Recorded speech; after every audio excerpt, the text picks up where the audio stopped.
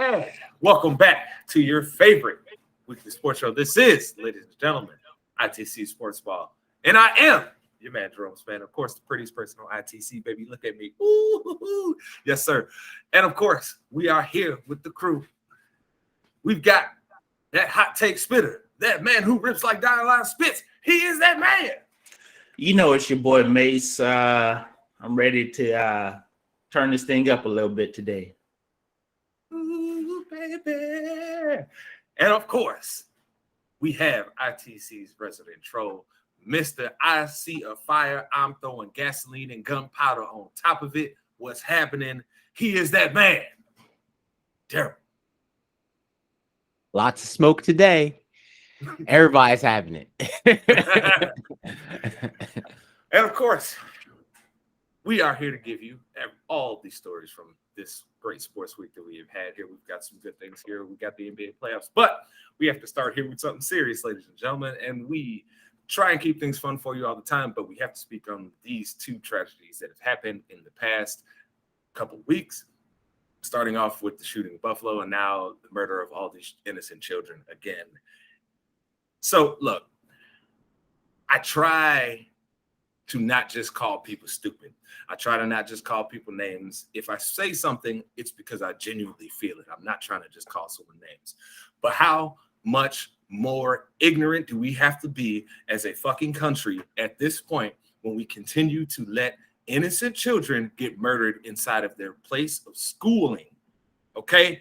How much more do we have to do till people pull their heads firmly out of their ass and realize we need to do something about all these fucking guns in our country? Ladies and gentlemen, this is a fact. For each and every one of us in this country, there are 3 guns for all of us. Think about that for a second, because I know at least half of y'all that listen to this don't own a gun. Just let that resonate in your mind for a minute. We so goddamn worried about holding on to guns that we allow babies to get murdered in schools. Listen, man, I was born here. I live here in America. But as a citizen of this country that loves it, as fucked up as it is, we have to do something. You have to stand up and say something. You have to act. And I am sick of the grandstanders inside of our fucking political system. Like a Mitch McConnell who has the audacity to come out and say, oh, I told them to go ahead and work on trying to get some gun legislation. Fuck you and all your kind, Mitch McConnell, because let me tell you something passionately, my friend. You have had a bill sitting inside of the Senate for multiple years waiting to be voted on. And you know why it hasn't? Because they have known vehemently that you will oppose it each and every time. So Mitch McConnell, Rafael Cruz's, all you scumbags out here that are cool with babies getting killed, let me tell you something. You can go fuck yourself. You do not love this country. I love this country. You don't. What you love is money and power. I love the people of this country.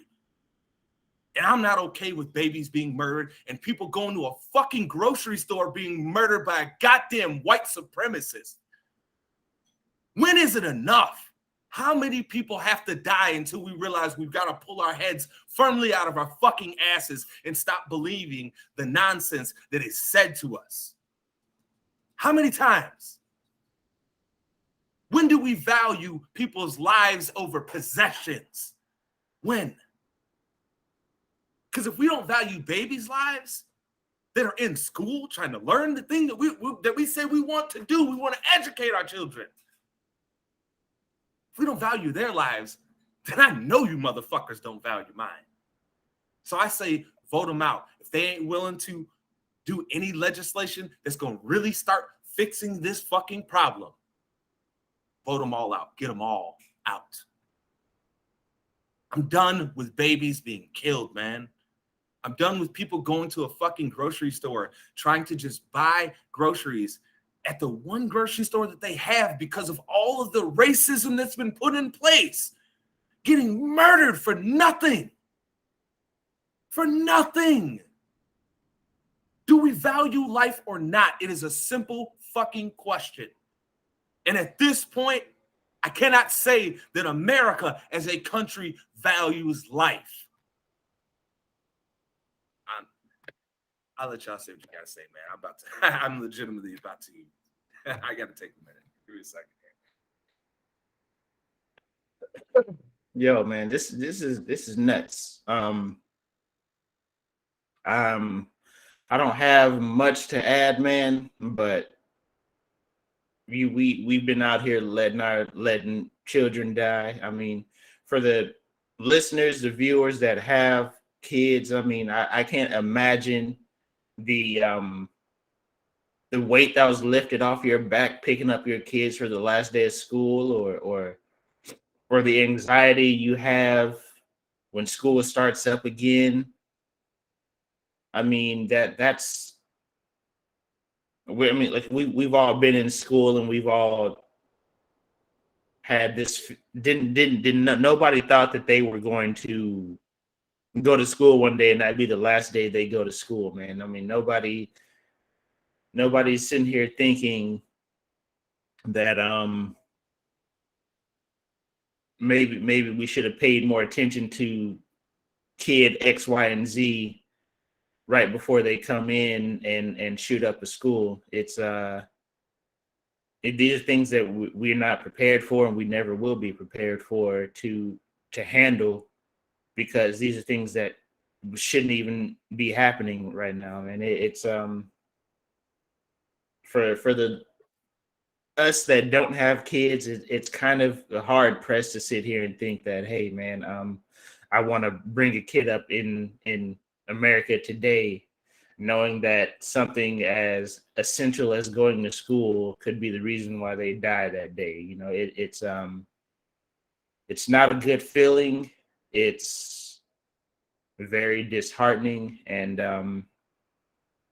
there's a lot of things that we could change that can make an immediate impact, but people are out here.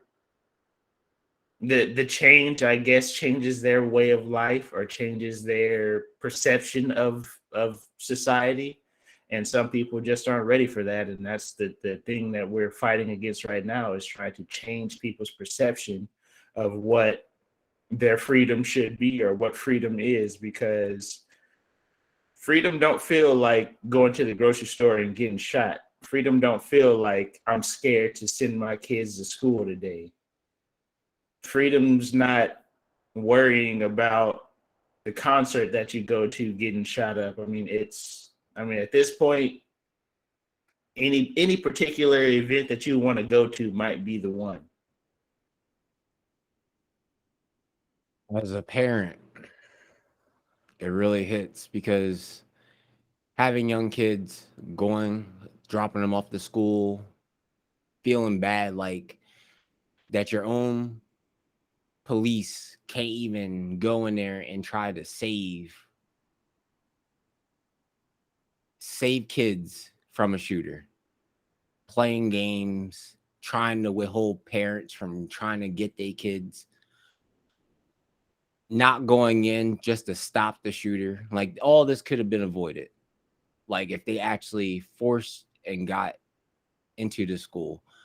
Having someone just having a gun, locking kids in a freaking room, and is just shooting them off one by one. Like, it shouldn't even got to this point. The fact that the response was horrible, information, communication was all down. It's just, they just want to have a bling game. Everybody's a freaking number to everybody at this point, because they do not put themselves into these situations. And that's how pretty much what it would be, because as a parent, you just scared for your child, and then ending up just seeing that your child is dead because of the actions of police, people that you trust to actually save and protect. what good are they at this point?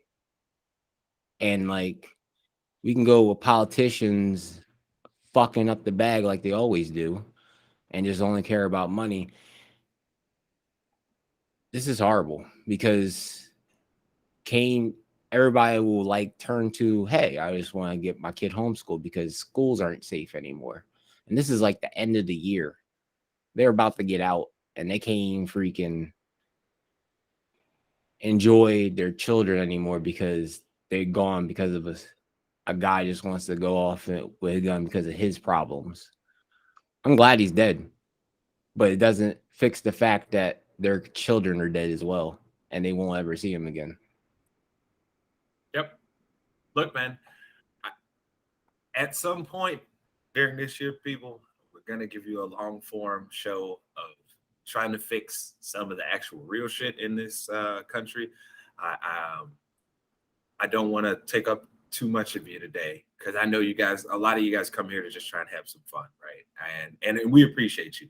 We love you guys, but I think anyone that knows me or that consumes this and that has gotten a feel for me over the years, they know I love people, man. I really do. Like sometimes it feels like I love some people more than they love me back, right? And it is what it is, right? So stuff like this bothers me, and I can't sit by and not say anything when I watch babies and innocent people trying to get food get murdered, man. Like this shit's out of control. Where are you safe at this point? I don't know where you're safe at. I don't. And I'm not trying to fear monger you. I want people to still live their lives, have the experiences, go out and do things, right? Because I'd be I'd be a hypocrite if I was acting like I'm just only gonna sit in my home here. There's still stuff that I'm gonna do. Me and my wife are gonna go out and do certain things. We're gonna go. Like I want to go see Mase. I want to go see Daryl. Like these are things that we're gonna do. But just all I can say, people, is just try and be as safe as you can. Make sure that when you done talking to somebody that you love, that you remind them, hey, I love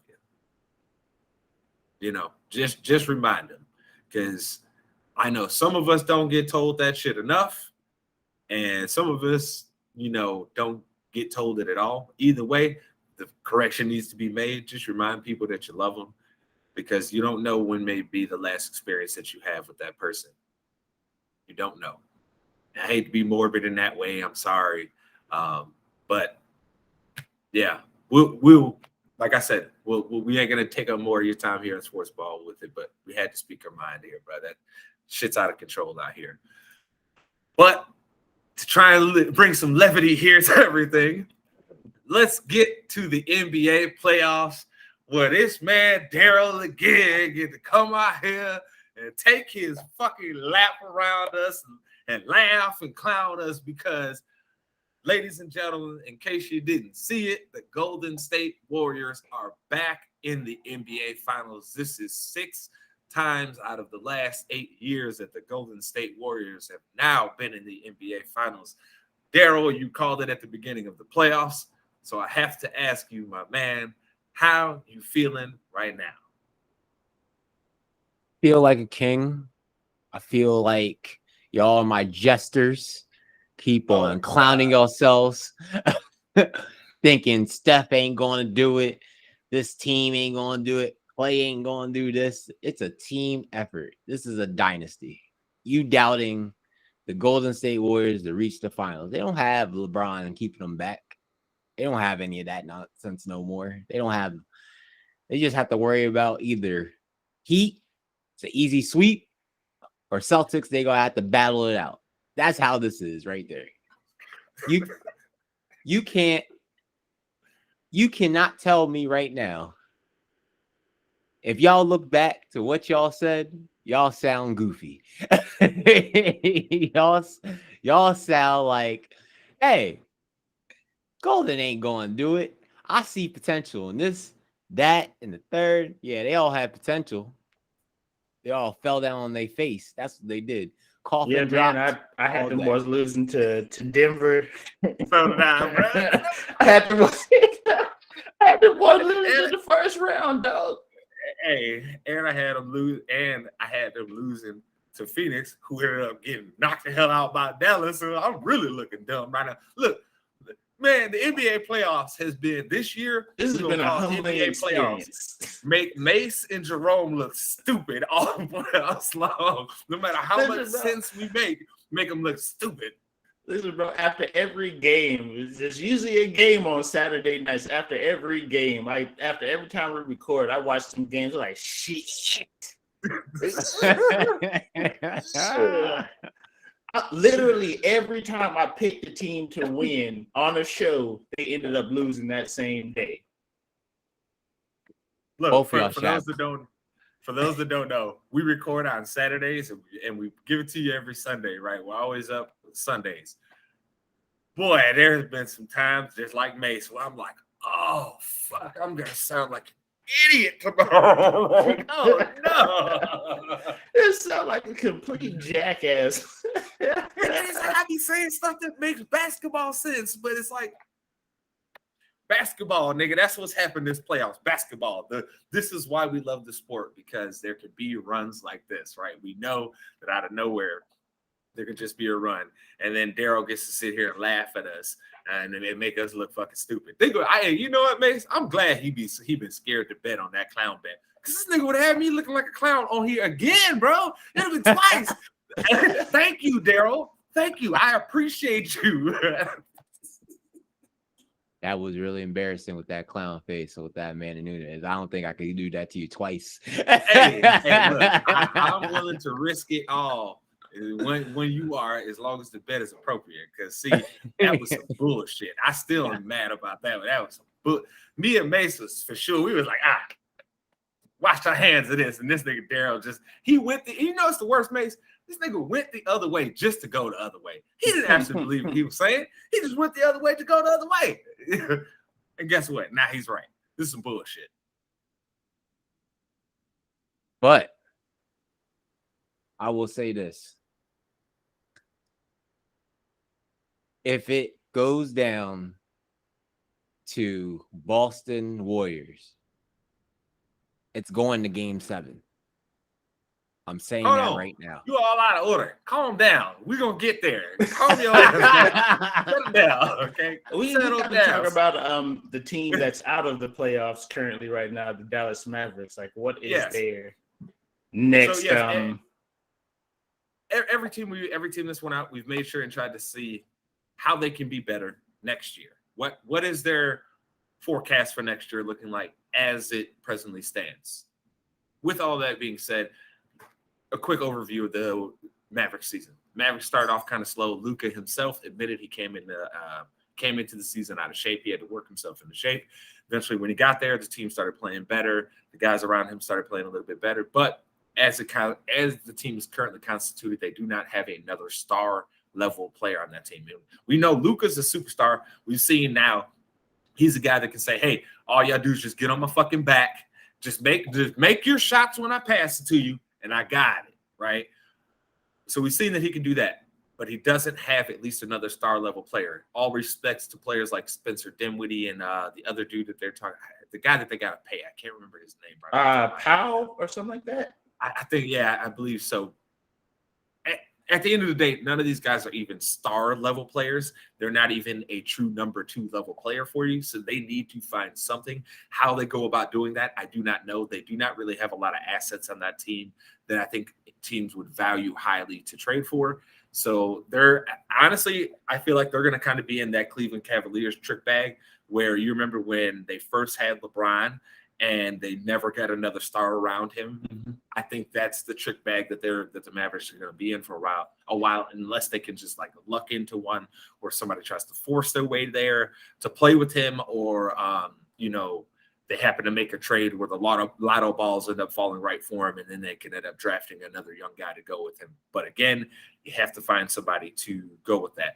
All that being said, Mase, how do you see things actually going for the Mavericks next year, and what can they potentially do quickly? Because, I just covered the long term, like what they have to do. So what can they do now to make these plans of action start coming into play and to make that team better? I think that their first immediate order is learning how to play without Luka having the ball so much. You have to give this guy a break because he's coming down, he's initiating the offense, he's running the pick and roll, he's creating the opportunity not only for himself, but for somebody else. And when he's not doing that, the team suffers. So first things first, they have to at least come up with some sort of plan of action to get Luka off the ball from time to time, like allow him to come off of a screen and get a set shot or something, or even whenever he's not in the game, like the team has to look, they have to look fluid when he's not in the game, because right now it's just kind of we hoping we just stay afloat when Luke is on the bench. Yeah, so to put it in perspective for people, Luka Doncic this season, he had the number 5 usage rate. So 1 through 5 is kind of weird. It could be weird, but just to give you perspective, he basically, the way usage rate works is that the stat determines out of all the possessions that you are handling the ball, and how much of that is, how much of the time are you eating up on the shot clock to where it results in either a direct shot for you or like an assist from you, right? So basically it takes all of that into account and you get your usage rate. There's a little more to it, but that's the easiest way to think about it, okay? Joel Embiid was number 4 at 37.5%. Luka Doncic is 36.8. We saw both of those teams in this postseason. When it came, to the rubber meets the road, they didn't have enough. You couldn't then get to the next level or get to the next round because your team was so dependent on these guys. Giannis's this year was a 34%. Trae Young is at 33. John Moran is at 33. Essentially, really where you want to be for a superstar player is right around 33. If you get higher than that, it usually doesn't work out well for you. In MVP years for James Harden, just for context for people, he had like roughly an average like 37.5% usage rate or something like that. So y'all saw what that ended up resulting in. So Mase, what can they do now? Who's the type of player, even if it's not that guy directly, who's somebody that they could get the style of player that they need to play with Luka? What do you think works? I think they need, I would probably say like a Michael Brogdon style point guard, a guy who's simply just solid at what he does. He's gonna make his open shots. He's not gonna turn the ball over, and he can create a shot for his teammates. He has high percentages across the board, 3, 2, and the free throw line. You just got to get somebody that allows Luka to stay off the ball and still feel confident that his team can get a good shot. Because at this point, we can't sit here and say that Spencer Dinwiddie is the number 2. I mean, he may have been knocking on the door of a number 2 in Brooklyn before the injuries, before he was traded and all that. But as you can tell, the injuries have probably diminished his productivity. For whatever reason, he couldn't make it work with Porzingis. I mean, maybe that's a little bit on Porzingis as not being the player that they thought he was, or another half of just Luka not trusting him with the ball.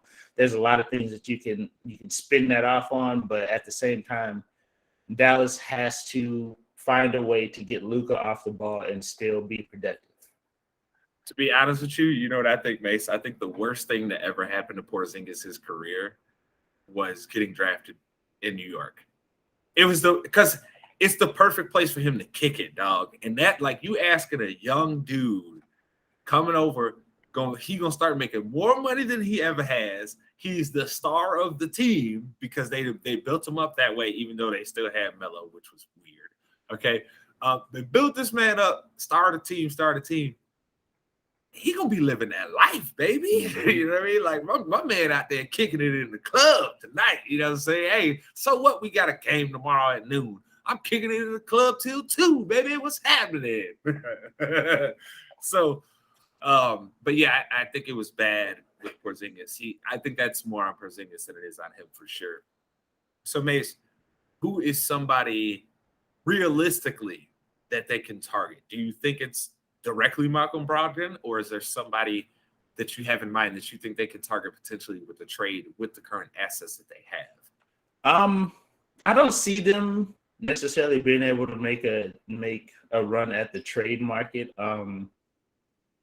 Realistically, free agents, I'm not sure what Dallas's cap situation looks like, but with all reports coming out and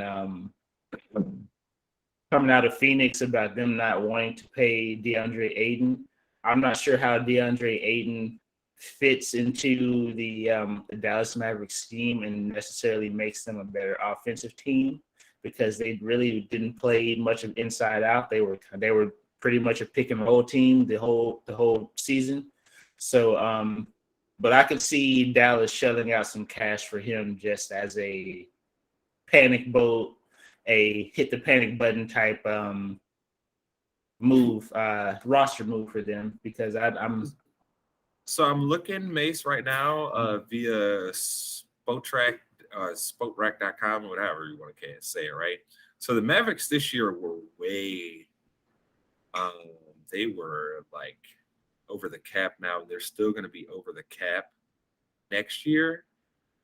But it looks like they got, from what I see here, it looks like they got some guys going to come off the books after next year. So they won't really be able to do anything this next year. So they have some sign and trade potential, basically, is how what that sounds like. They have a lot of guys on their 1 year deals who a team can probably take on as a rebuild. Like I said, Indiana is probably the best trade partner out there right now. Is a team who is trying to blow everything up. So getting a few guys on the last year of their contract that may be.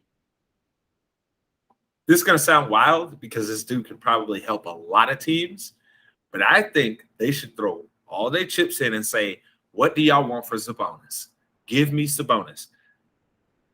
Because he doesn't need the ball to be efficient. That's the thing. And it works with Luka because he's also a good player in the pick and roll and the pick and pop. So he's a great player to play with him. He can space the floor. It'll create more room for Luka to go and do what he has to go do. And then he also has somebody that he knows, hey, dog, I need you to go get a bucket. Sabonis can go get a bucket. Like, he's shown that. So if I were them, I would say, what do y'all want? What do you need to feel good and give me Sabonis so we can make this work here in Dallas, right? But we'll see how that ends up going. Now we have to go quickly to, of course, this Miami and Boston series, which has been absolutely bananas. Look, man, Jimmy Butler is out here trying to do one of these get on my back series, dog. Like, for real, it's crazy for a dude that we know. If you don't realize that Jimmy has knee tendonitis, so we both know when your body starts aching a little bit, it can be harder to perform on an athletic level, right? So is it fair to say, after watching Jimmy's performance now, that he's a true certified 100% superstar? I think you have to, man, because I mean, how can you deny this man any longer? I think in this playoffs, he has the most 40-point games. I think he has 2 40-point games in this series right now. He's going crazy. Crazy. 47, 9, and 8 in a game that they needed.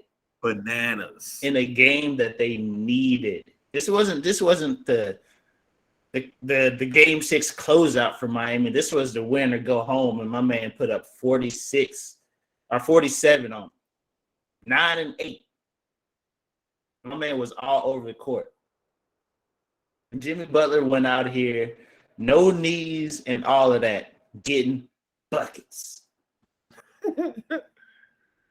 Daryl, how impressed are you with Jimmy Butler's performance against the Celtics here?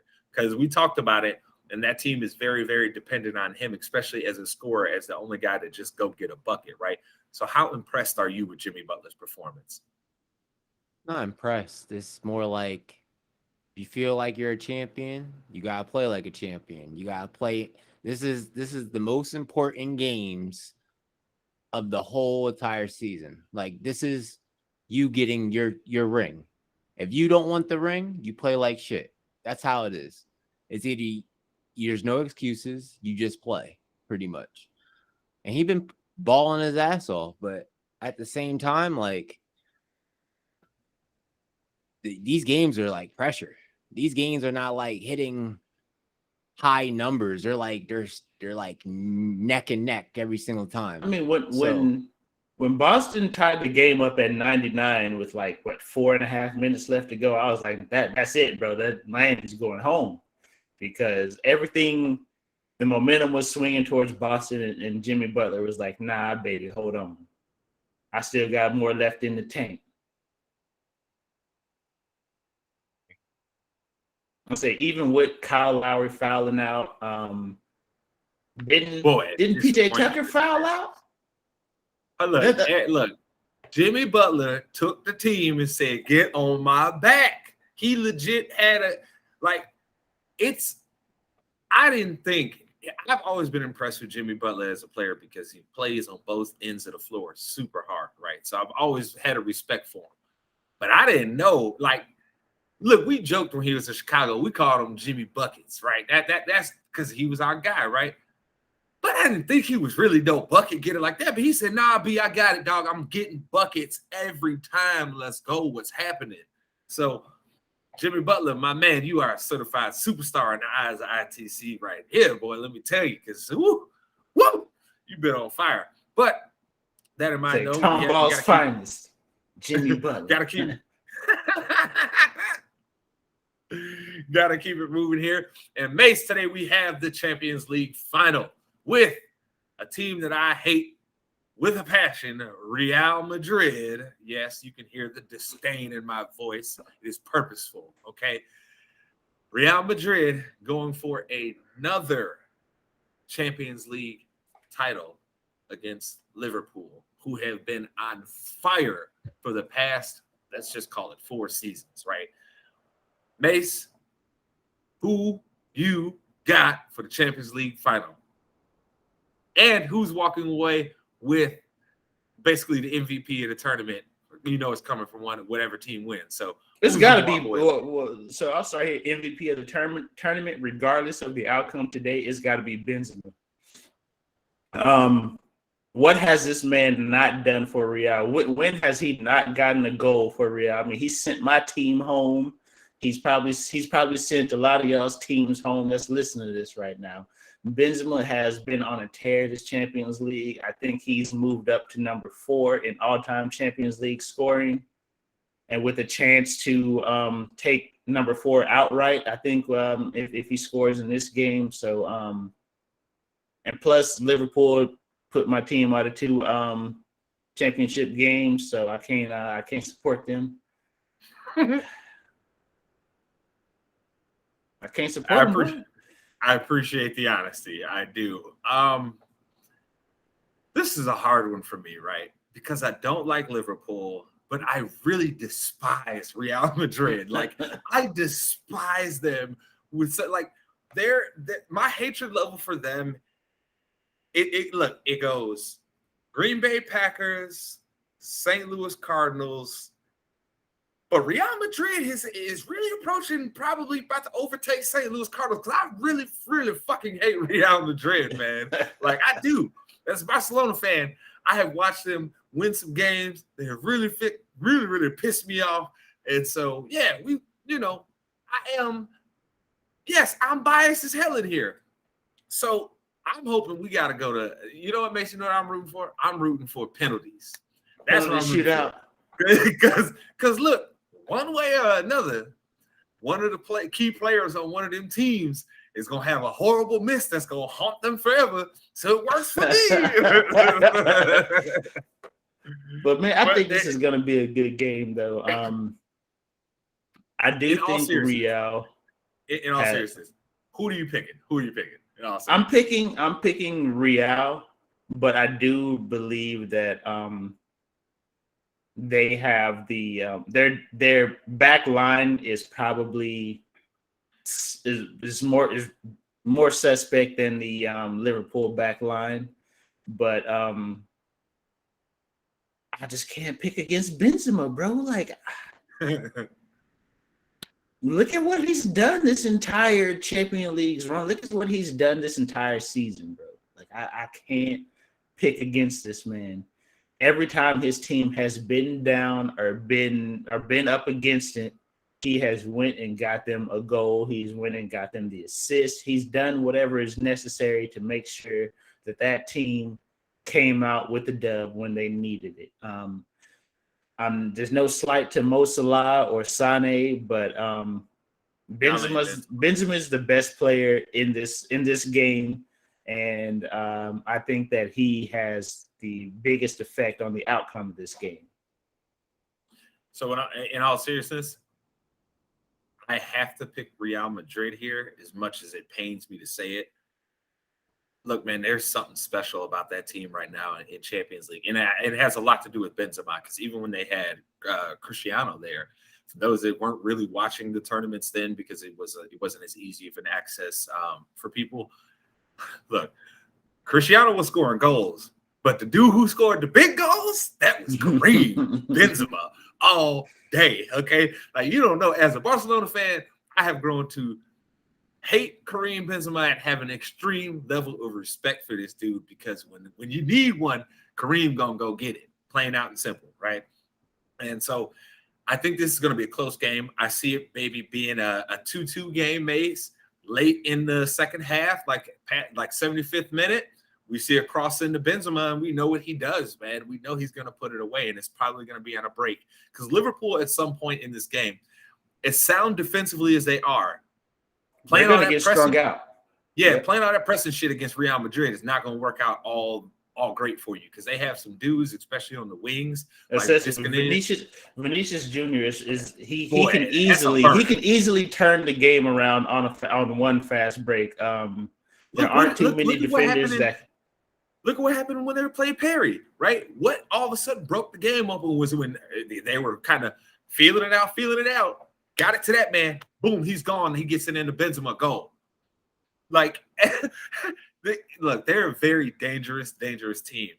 And I think the fact that they've had this layoff here to be able to get healthy, and they haven't really had to give a shit about any of their last 4 La Liga games, basically. Yeah, basically the last half month of the season, they've had La Liga locked up. So they just been kind of resting here and there, having the guys play, make sure they don't get rusty, and just kind of chill and wait for the Champions League final, while Liverpool has been out here up until basically the last day they had a chance to win the Premier League. So their guys were out there busting it game in, game out, and that may come back to haunt them. Now, and no slight to Mo Salah and Sane and them boys up there, but I'm sorry, none of y'all boys are Kareem Benzema in Champions League. Like, he is something, when they talk about guys that turn it up when it's time, he's one of those guys, and we know that it's certified, plain out and simple. So I do think it's going to end up being a 3-2 game, Real Madrid here, unfortunate as that is for me as a Barcelona fan. I'd rather have Liverpool win, because at least I can rock with Jurgen Klopp. Like, I like his get down. I like his teams. You know what I mean? So I can mess with Jurgen Klopp, but Real Madrid, hell no, bro. I hope they lose. Please, Liverpool, as somebody who is a Barcelona and City fan, y'all probably hate my guts. All I'm saying is win one for your boy. That's all I'm asking. That's it. I didn't think that's that much to ask for. I think it was. Listen, if my team not in the final, I need the team that beat my team to win. Don't be one of those guys. Don't be those. That's like, you know what? That's like one of my homeboys that's a Bears fan too for years is trying to tell me, oh yeah, man, I don't root against the Packers in the playoffs because, at least if they, I know they beat the Bears, and at least if they win, that somehow makes us feel better. Whack. That shit don't make me feel better. Get the fuck out of my face. If I ever even so much as think maybe I should if I even come up in here and pick the Giants to win a game, bro, send me a text and check on me, dog, because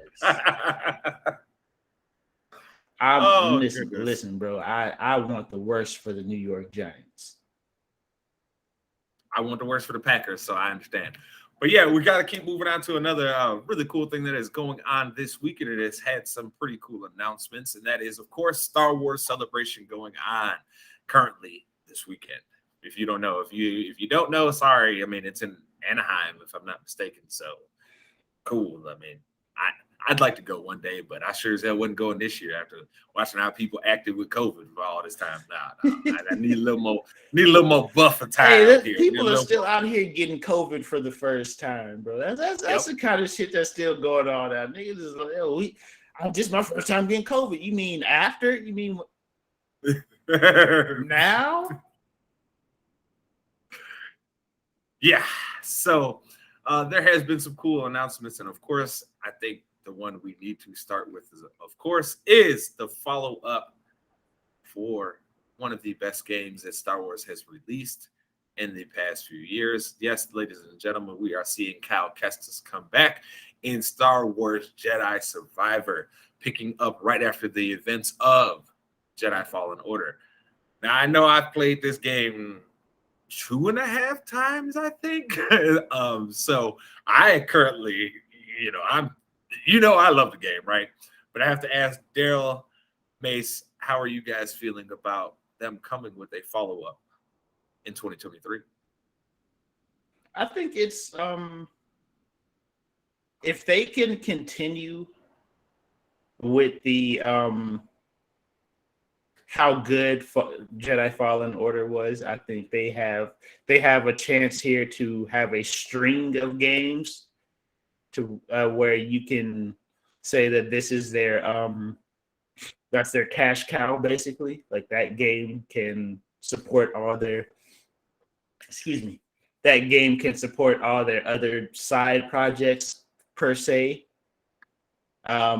It's just a situation where hopefully that the game keeps. I mean, it doesn't even have to surpass the level of Jedi Fallen Order. If he can come in at that same level, I think they have a chance here to maybe string the game out, maybe for one more game after this one, or something on the lines of that, to where they can really create a franchise to where they can eventually begin to remaster the game with new consoles and bring it out and it still be good years down the road.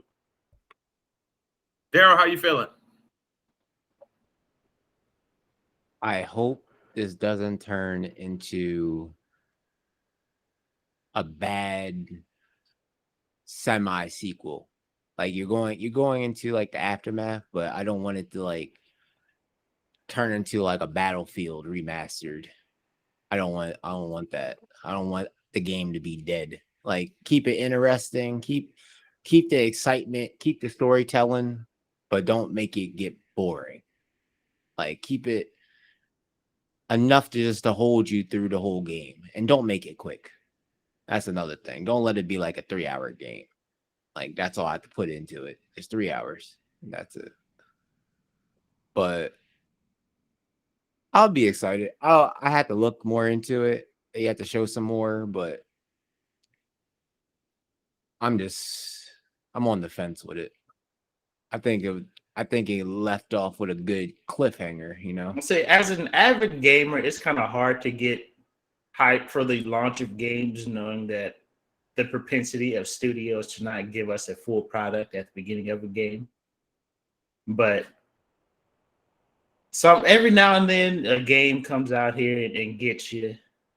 Hopefully they just treat me right. You know what I'm saying? Hopefully they just treat us right. I just don't want it to be like we all played Resident Evil, right? We all played Resident Evil. When they came out with the good remaster of 2, we played that. That was a good long game. You had 2 different sides, 2 different scenarios. You didn't do it. Y'all, look, I'm telling y'all, they don't get me with these remasters. The only remaster that they about to get me with is KOTOR. And that's just because I've been waiting on that to get console ported to something better for a long time. Other than that, you don't get me on, oh, wait, we're going to remaster this game for you, Timmy. Hey, how about you take them resources that you put into that and put it into making this new fucking game so it can come out faster? How about that?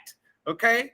How about you give What- these people real wages and give them a real sized team so they don't have to be sitting here slaving themselves running 70-hour weeks just to get the damn games out. And then we get a broken ass game. How about that?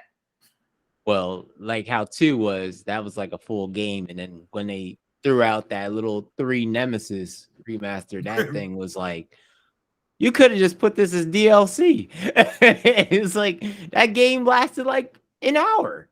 Like if you did everything perfect, it was an hour. It was a clean hour. You could beat that game and return it digitally. That's how bad that shit was. Yo, And then they got so much bad press and they were giving that shit for free. They had to come out with that Village. They had to come out with Village. Like that had like a man. sour taste in everybody's mouth having that. I was like, this is embarrassing. DLC. Don't want a DLC game. I don't want a DLC. Give me Well, something. I would say I think they are going full in on this Fallen Order. I'm actually willing to put a bet and say that it's actually going to end up being a longer game than the first one. Because from my understanding, they've been developing this basically as soon as they realized that like the pre-order numbers on the game, they started developing this game for real. And then they got the full like funding green light from EA like right after the game went platinum or whatever it is. Like, I forget what it is now. Yeah, once they hit a certain sell number, they just like, hey, bro, get us another product. So Fallen Order came out. Let's see here. Jedi Fallen Order came out in 2019. So we're talking they haven't even said early 2023 or anything. So they've given themselves the whole window of 2023. So you're talking about now like 6 years of development, essentially. Because think about it. Jedi Fallen Order, it didn't come out as a buggy game. It came out as a complete game that functioned correctly. There was very minimal bugs that they had to address moving forward. So I think it's just one of those things that I think this game's going to go to the next level and really all the things that if you enjoyed Jedi Fallen Order, all the things that you were like, man, I wish they could take this to the next level. I think that's what we're gonna see, and we should see especially an expansion of Cal Kestis's abilities and his Jedi Force abilities, and of course his fighting abilities, because he was rough in the first game, which was part of the challenge. So now that you know you're going to be presenting a more refined character, right? The challenge has to be we have to create new enemies, new ways for them to attack you, new environmental problems that you have to deal with in order to up the difficulty. So I'm hoping that this doesn't end up in the Force Unleashed category, which I highly doubt it will, right? Because the first Force Unleashed was dope as fuck. The second one was trash. Okay. Second one, like, and you take that from me as Star Wars Force Unleashed was one of my favorite games of all time. I've beaten that game, I think, 4 different times on 2 different consoles. So, like, I love that game, but the second one was garbage. So I think because they've had this longer development cycle, I think we're going to see a very, very excellent game and the next level of where we can see potentially playing with the Jedi go, because this has been one of the better representations of a Jedi and playing as a Jedi that I've ever seen in the games. But speaking of games like that, we have to ask this week's top 5 from Daryl, which is Daryl's top 5 Star Wars games of all time. This is going to be the most biased list of all time. That's how this. I like it. Going for least, but I will take it.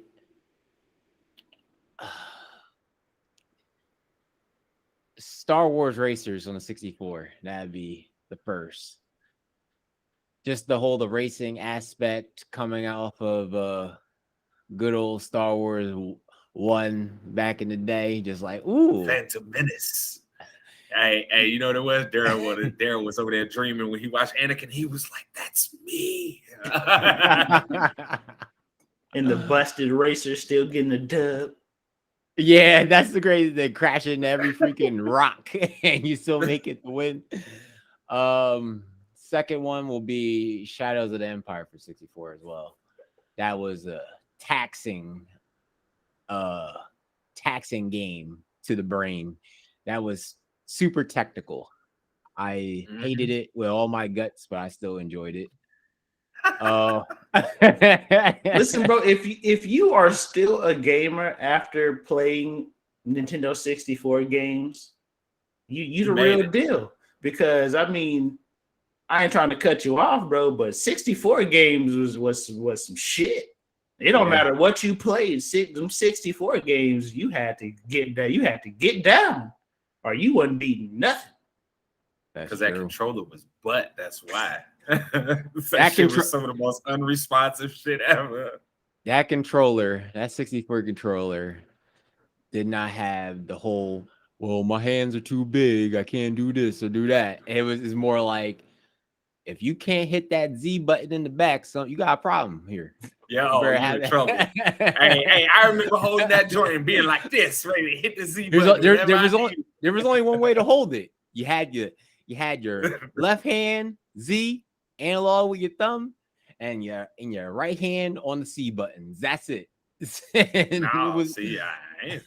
ain't hold it like that. No, I'm telling you, look, legit, my hands was like this on that joint, dog. For real.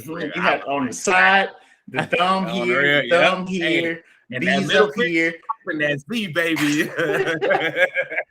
I'm sorry, I had to keep my hands that way. You play too much Ocarina of Time. That's all you use. That's the only buttons you use in that whole game. What was it? 2? Okay. 3 and 4. They're gonna go off of PlayStation 2 and original Xbox. That will be the first 2 Battlefronts. The best games ever. You cannot recreate Battlefront if you tried. Battlefront 2 will be on the bottom, while Battlefront 1 will be on the top, because Battlefront 1 was the game. Playing that on PS2, playing it on Xbox, it was just the whole war aspect to those games. It was just 2 brought in like the Jedis and everybody else with lightsabers, but that was that cheat code. You needed the gun. You just picking that stormtrooper and like, hey, I'm going to shoot and call it a day and dip. And for my last and best, it has to be Fallen Order, because Fallen Order was just that game.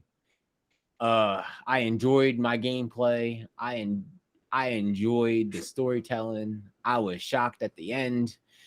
Even seeing Darth Vader, I was having it. And I was like, oh shit, this is what we doing. That I like that. The Dark Father. Games that will never be in that list will be that Squadrons. I don't even know anybody played that game, but I'm sorry for you wasting your money. An honorable mention piece of shit game at the end.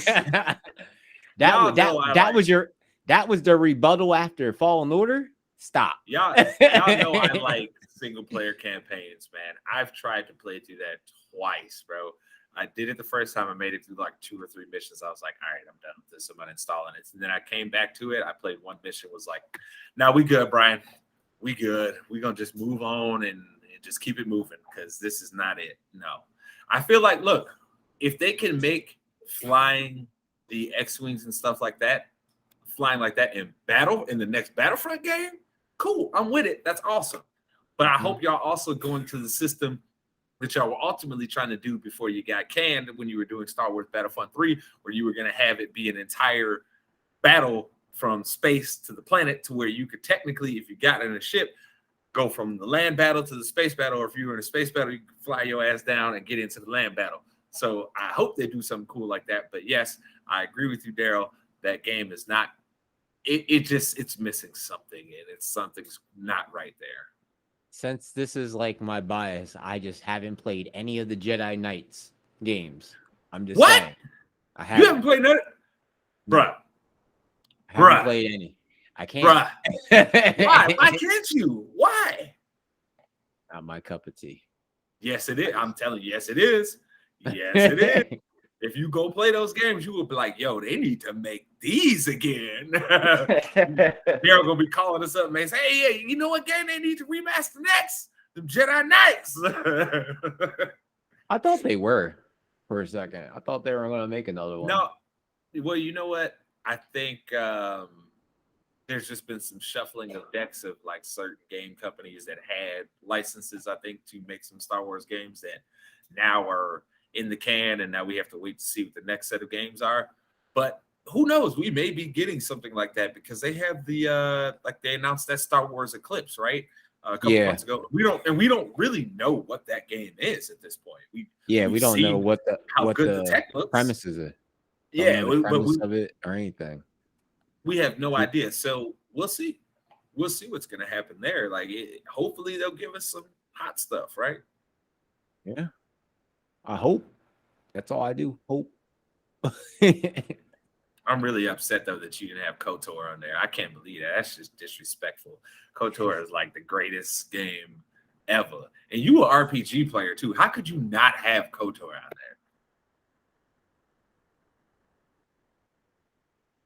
You disgust me. Man. But speaking of fire, there's always somebody that comes here each and every week, ladies and gentlemen, to light a fire up under your ass. He is here to do that very thing. Ladies and gentlemen, this is your trip into the mind of a madman. This is Mace's Madness. Oh shit, the lights went red. Dun, dun, dun. All right, people. There's a lot of things that I could go here, man. Like I could bring it up. As a Texan, I have to sit here and let you know that Rafael Cruz and Greg Abbott just ain't it. They have no real solutions to fix these problems. This is I don't like doing this. Y'all know I don't like doing this. I would rather make you laugh with some shit that just grinds my gears, but like this, we can't just overpat. We can't just I just can't let this slide, man. I mean, how can we let these guys get up in front of our faces and lie directly to our faces? Like, how can we allow Greg Abbott to sit here and tell us that the issue in America, in Texas, is the mental health of these psychos, these shooters, and all the while he cuts the budget for the state mental health department? Why do we allow him to have to go in and do that and then blame it on the exact thing that he doesn't even believe in? I mean, if you're cutting the budget in that particular department, how can you then say that's the reason for a Uvalde shooting, a Santa Fe shooting? These people and Rafael Cruz is out here talking out of his ass. Apparently, schools need to be prison style, one way in, one way out. And these aren't real solutions, people. We have a lot of work to do to correct the wrongs that they just allow to happen, man. I don't get it. These guys are out here. I mean, just yesterday, there was an NRA national convention in Houston, and you have a Ted Cruz out there telling people that it's absentee fathers' faults. It's not going to church's faults. It's violent video games faults. I mean, this the same trope that we've seen these people blame and to get out of actually doing any kind of real work to fix the issues. It's ridiculous, man. I don't like it. I don't like to sit up here and have to talk about, as petty as I am, I don't like to sit here and talk about how shitty Greg Abbott and Rafael Cruz is every time we get up here and do a madness, because at some point we have to say that these people can't be allowed to do this anymore. We have to find somebody new. like I said, I tell you every time, man, I don't care which way you vote, just don't vote for assholes like those two individuals. Like if there was a chart on the level of asshole not to vote for, both of their faces would be on it, because it just can't this just can't be it, man. We can't say that single father or single parent households, absentee fathers, like those children are the only children that are at risk of doing something crazy, like shooting up a school. Like Call of Duty has made anybody want to go out there, and I mean, the guns in Call of Duty you can't even fucking purchase in a gun store. Let's be honest here. So I mean, come on, man. We got to stop blaming video games and single parent households and not going to church for the reason for this stuff, because let's face it, man, we know a lot of good people who play video games, who grew up without a dad, who grew up without a mom, who were raised by their grandparents or uncles or aunties or foster parents. Like we know a lot of people who went through very adverse situations as young people and grew up to be great adults, grew up to be great parents. So we have to stop sitting here and saying that that's the reason why all this stuff is happening. We have to stop letting other people try to feed you that this is the reason why this stuff is happening, man. It's ridiculous, and I'm sick of it, man. This is just straight up. I'm not gonna sit here and rant. I'm just sick of it, dog. There's a lot of things to be mad about. But one thing I can rant about is a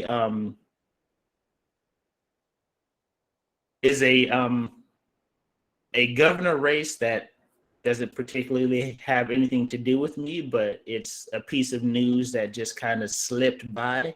But apparently in Michigan, 5 Republican governor candidates that were on the primary all have been kicked off because of fraud. This is the type of for y'all that are listening. Jerome just slid through here, holding his back. This old my whole ass. I told you my shit's been hurting for weeks, man. I told you, man. Fuck, kiss my whole ass. Okay, but hold on. You broke my train of thought, man. But yeah, that's what you get for trying to talk shit about me. That's what you get. Yeah, okay, but yes, like we have candidates out here committing fraud to try to make their way in. Like this is the type of stuff that we have to stop. We have to put a stop to. We have to stop guys cheating to win, because they usually get in and have the wrong agenda. These guys that get in these less than reputable means, they have no issue with fucking over the citizens that they have just won votes from. Call them what they are, frauds. Yeah, I mean, frauds. Like I said, there were 5 senators or 5 candidates on the ballot who just got kicked off the Michigan governor primary race because of fraud. I mean, these are the type of people who I have directly said we can't be voting for these motherfuckers no more. Like I said, these are the assholes that I have been trying to let y'all know that we just can't vote for them no more.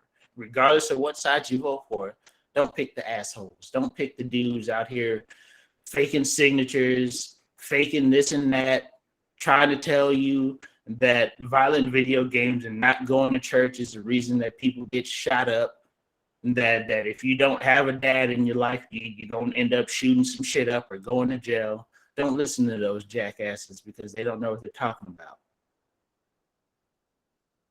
Look, I've been playing violent video games. Look, I'm going to just put this out here. I saw my first pair of boobs when I was like 7, probably. Okay. I've been playing violent video games my entire life. I don't go to church. I don't feel the need to murder anyone, though. So So stop telling me all these things that I enjoy that they're gonna make me murder. Like, no, sorry, bro. Like, a video game is a video game that is on my television. That is an entertainment device. Look, I watched Rambo when I was between Rambo First Blood Part 2, right, and RoboCop. Those were two of my favorite movies as kids, but never in my kid mind either was I like, man, I need to go get a gun like Rambo and go shoot up everybody. Like, that's not. Let me round this out here by all you motherfuckers that think that teachers need to carry guns to school. How many of y'all like actually know, like, I actually like directly, like you see the stress on teachers' faces year in, year out, day in, day out. You trying to tell me that not only do they have to go to work underfunded, without everything they need to do their current job, now all of a sudden that they have to take on the job of a fucking Rambo and moonlight as a fucking combat specialist to make sure that your kid is safe. Come on, man. Come on, dog. And have to deal with the constant disrespect for like higher grades as well. There's Right? a lot of disrespectful kids. Like, listen, teachers are under pressure to make sure kids pass, regardless of them actually learning. It's more that they get in trouble for having kids fail. More trouble for having kids fail than actually freaking sliding somebody's grades by. You know, just kind of giving them just enough to get by. And you try to tell me that all of a sudden that you respect teachers enough to have like people don't even respect teachers enough to allow them to teach. Now teachers have to send out the entire year's curriculum at the beginning of the year so parents can go over it just so they can be, okay, yeah, you can teach our kid that. No, you can't teach your kid that. But all of a sudden they can go out here and shoot at an active shooter that the police won't even shoot at. All of a sudden that you now have so much respect for teachers being able to do their job that you want to add another task to their job, you want to add another duty to their job, but yet you can't even let them teach the curriculum as is already. I'm gonna put a spin on what old Paul Mooney said. Rest in peace to old Paul Mooney too, by the way. But you know, he said a long time ago, he's like, everybody want to be a nigga till you be a nigga, right? And it's just like them cops. They all want to be the hero cop till it's your time. Because now look at what we done seen them cowards do. But wait. Remind me though, right? I'm supposed to value their lives above mine though, right? When they won't even do their fucking job. Got it. Unprepared, no shields, no nothing. They don't even want to put their life on the line. Them dudes had level. Look, they in 2017, the whole department got level 4 body armor for free from the government. So Uvalde alone, 40% of the city's budget goes to the police department. 40%. For the people in Texas that have been there, you know how small Uvalde is. It's about an extra like hour and a half west of San Antonio. The closest thing to it is Garner State Park. That's the reason why people know where Uvalde is because they've maybe camped at Garner State Park or they have floated the Frio River. Great Texas pastime, by the way. But yeah, man, 40% of the town's budget goes to the police department, and you're trying to tell me that you don't have individuals who feel like a child's life is more important than their own on the police force? They're a bunch of cowards. Plain out and simple, a bunch of cowards.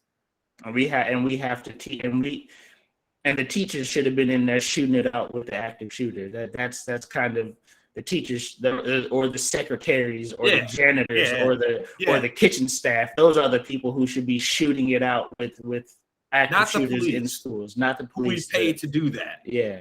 That's nuts to me. That's completely nuts to me to sit here and think that teachers are the ones who not only have to mold young minds, keep a class in line, now they have to allow you as the parent to tell them what they can teach their kid, all the while they have to moonlight as an ex-marine and shoot some shit up when it comes down to, like, come on, man. Come on, man. Hey, bruh. Like, when you put it that way, it is so absurd. Like, yo, wait. There's supposed to be a expert marksman and an expert in teaching 5 different courses and shit. Get the Right? fuck out of my face. Like, I'm teaching math at 7:30 in the morning, and by noon, I'm supposed to goddamn me gun 3 people down if necessary. What? Not only that, you need to know some martial arts as well. Yo, Right? for real. Let's just say your gun's in the safe and he get the drop on you, bro. You got to be able to take this man out hand to hand. Oh, don't do that. Don't do that. You gotta get that what do you call it? That self-defense guy. Oh, stop. You stop. You stop it right now.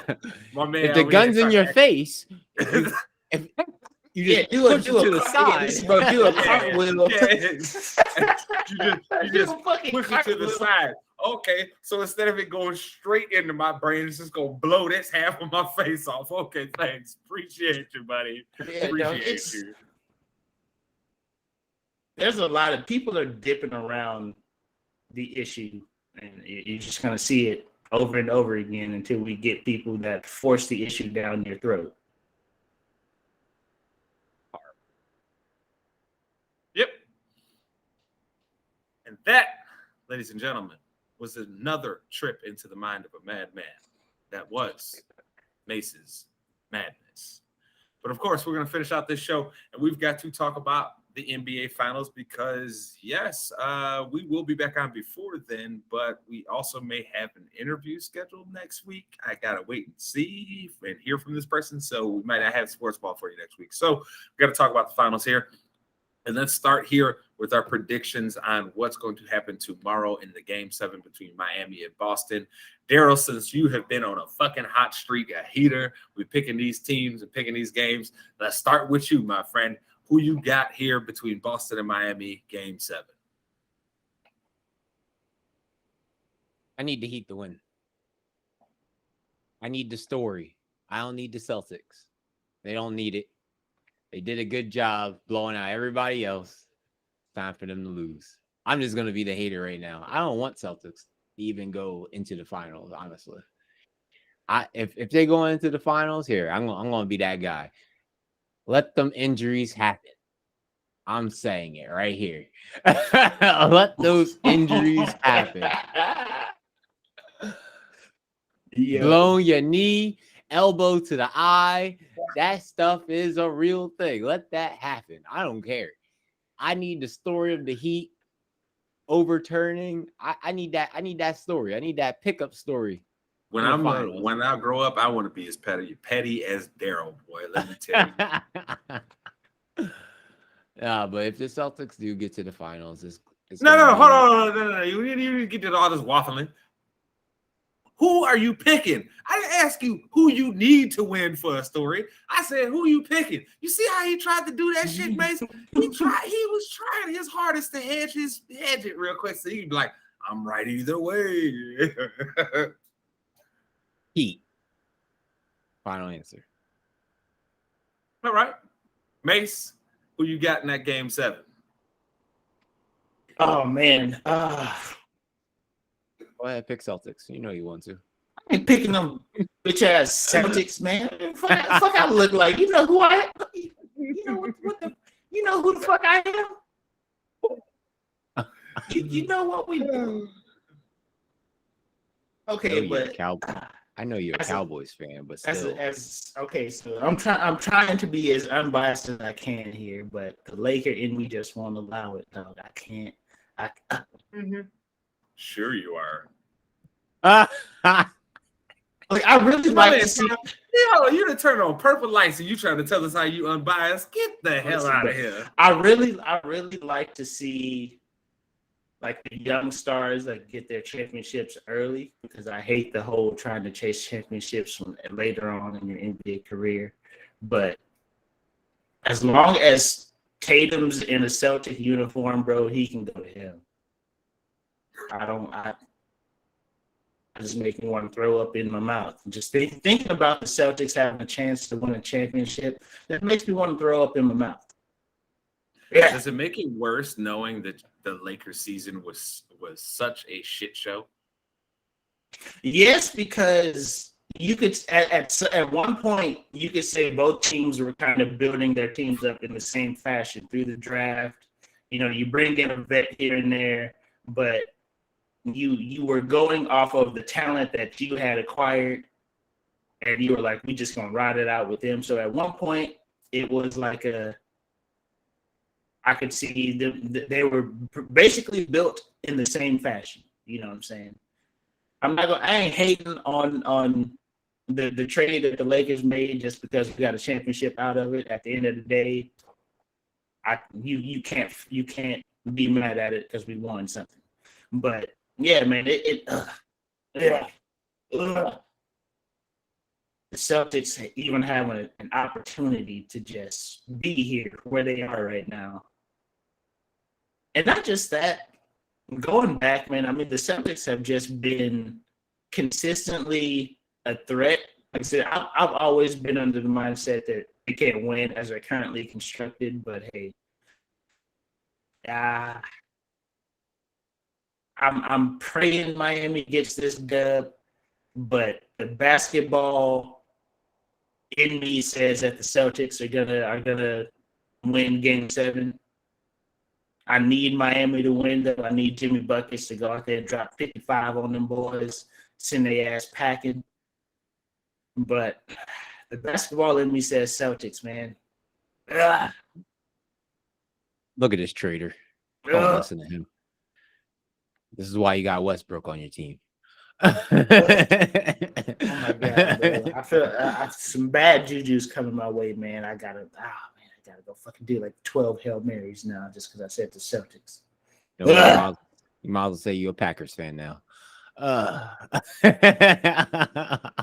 man. Packers I can't believe I just are only allowed as potential guests that I can kick out of here when I need to. We don't do that around here, okay?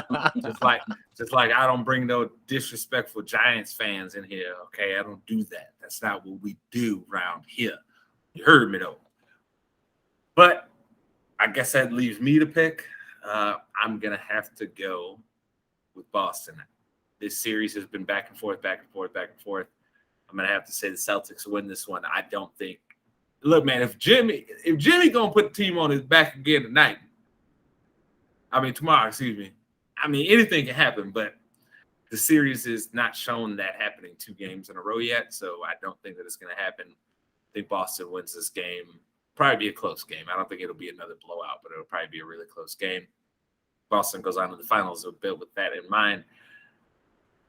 Where it looks like everybody outside, well, we know how this is going to go. We picked Boston, so they about to lose.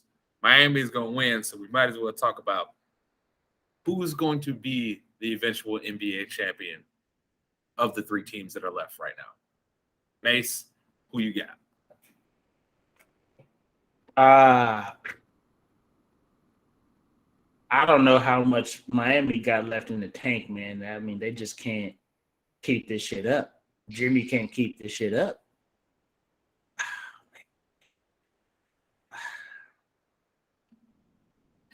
I gotta go Golden State. Daryl? Ride or die, Warriors. Look at him. He can't get it out of his voice like Warriors. Somehow, Draymond not being able to shoot has not killed him yet, and it don't look like it's going to kill him this playoffs. I'm going with the Warriors. It don't matter who they play in the finals. Whatever team that is. Look, Steph shot fucking 45% from the field from 3-point land against the Mavericks. That's the Steph Curry that's special, that can make a difference in the game. If he's gonna keep playing like that, unless he playing LeBron James, I ain't picking against him. It ain't happening. So it looks like we all believe the Warriors are going to be the champion, which is disgusting because that's interesting fact. Every time Kendrick Lamar drops an album, Golden State wins the championship. 2015, 2017, then 2018 with the this Black Panther soundtrack, and he just dropped one this year. So I mean, Look at this little controversy. I like it. I'd rather see Steph win than see the Celtics ever win another championship. You feel me? I just can't do it. I'm sorry, Quasi. You my boy, dog, but hell no. I want your team. I want Boston teams to lose every single I said time. I can't. As I want to root for Jason Tatum so bad, but as long as he got green on his jersey, that's Hey, and speaking of wild stuff, right? Hey, I know Daryl over here, hype Mase. Did you hear? His boy Mac Jones, they say he came in without a tummy this year, baby. They say Mac over there looking smelt. My boy OTA's out there is fucking 6-pack Mac. That boy 6-pack Mac.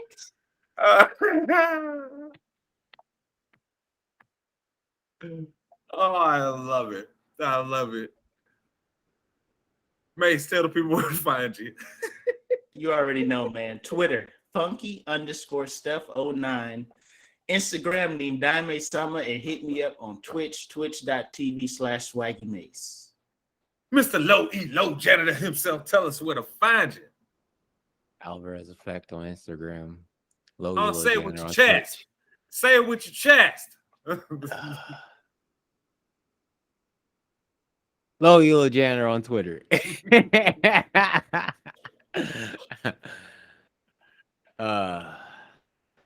I can't stand y'all.